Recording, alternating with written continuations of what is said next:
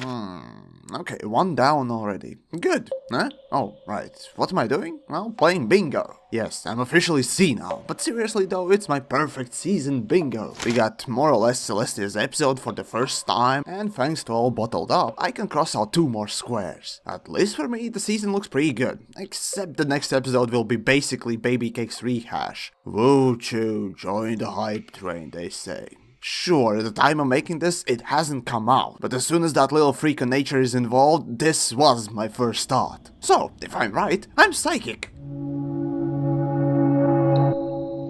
Right, then episode opens up with our new protagonist duo, Starlight cooking and Trixie actually greatly and powerfully trying to do magic. It's interesting that in my character study I mentioned that Trixie is basically a young and naive little filly, if you take those ego walls down. And here we actually get to experience that childlike enthusiasm from our blue performer as teacups become the new meme flavor of the month. Anyways, is it me or Trixie sounds different in this episode? Seriously, it's uncanny. Is it supposed to mean anything, or is it a bad throat day for Caitlyn? No matter. In the opening scene, the whole story is set up, and though it's one way of making the show, I prefer deviation from the norm at times. Anyhow, Trixie is set up as irritant, as she usually is, but this time it's done through her carelessness, not ego boasting. But fret not, there's plenty of great and powerful boasting too! And yes, I'll run this joke into the ground, just watch me! Right, just like the typical childish enthusiasm, Trixie goes a bit far and teleports the forget it. The insert random story here, plot device, to some unknown location and cue the search. Starlight in the meantime for the story is set up as the Hulk, anger monster. I guess Hulk. Yet she literally bottles her anger. Yes, very clever. You want an award for that, writers? And as it happens, anger comes in the red mist cloud form from Starlight's horn. Wait, what? Wait, what? Why? No, seriously, why? Anyone? Anyone? Yep, I think writers are being innovative again. Moving on, as Spike predicts, this idea doesn't go well. And there comes point in the story when all the bottled emotion magic cloud thing is released and infects some ponies. To my surprise, there were only 3 of them in the town at the time. For me, this is what I usually call I go hungry again day. But nevertheless, as the anger is released, Starlight explains Trixie what's what. It's interesting to note that Starlight visually throughout the story changes to indicate her physical and mental state, which I really like to see. Though I have the sneaking suspicion that to accomplish that, budget for background details and characters were slashed. Or was it the song to blame for this? Oh well. Of course, let's not forget the main cast. As per Twilight's booking, we get rid of, send away, the main 6 to Manhattan to take part in Room Escape?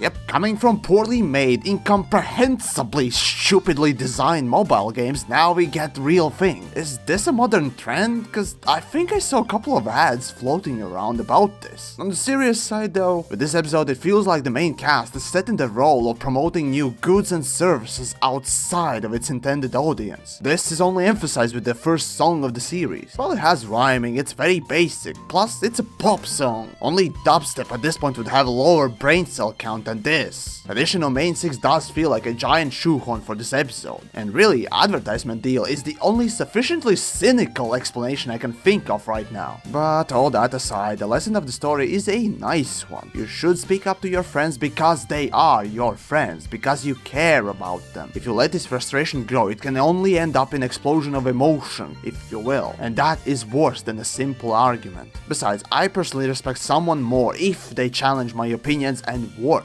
But don't take it the wrong way, nitpicking too can be just as bad. So moderation, friends. Moderation. Now, not to repeat myself too much, but I'm rather disappointed by the song. Even though it has a catchy tune, it's still a load of horse shit with those lyrics. Add those bare backgrounds and Trixie that didn't quite seem to be herself, and you got...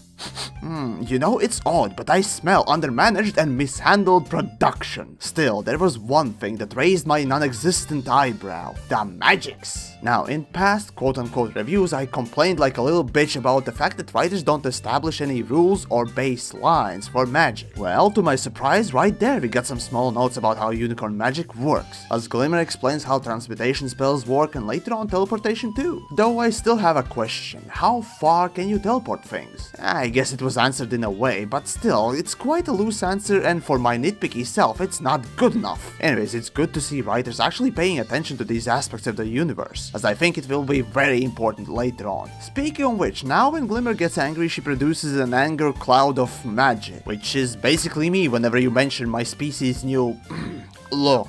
Still, it's something completely new to even things we already expect and know. Glimmer also mentions that her magic is fueled by her emotions, and this immediately sparked following. Oh, really? So now tell me that in Season 7 finale you will fight my queen using this new emotion magic thing? Well, I'm calling it.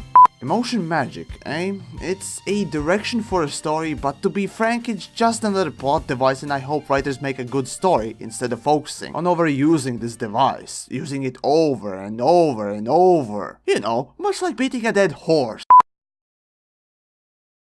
Okay, fine, I'll try to limit the dead horse beat 'em up joke for now, otherwise I'll be beating a dead horse?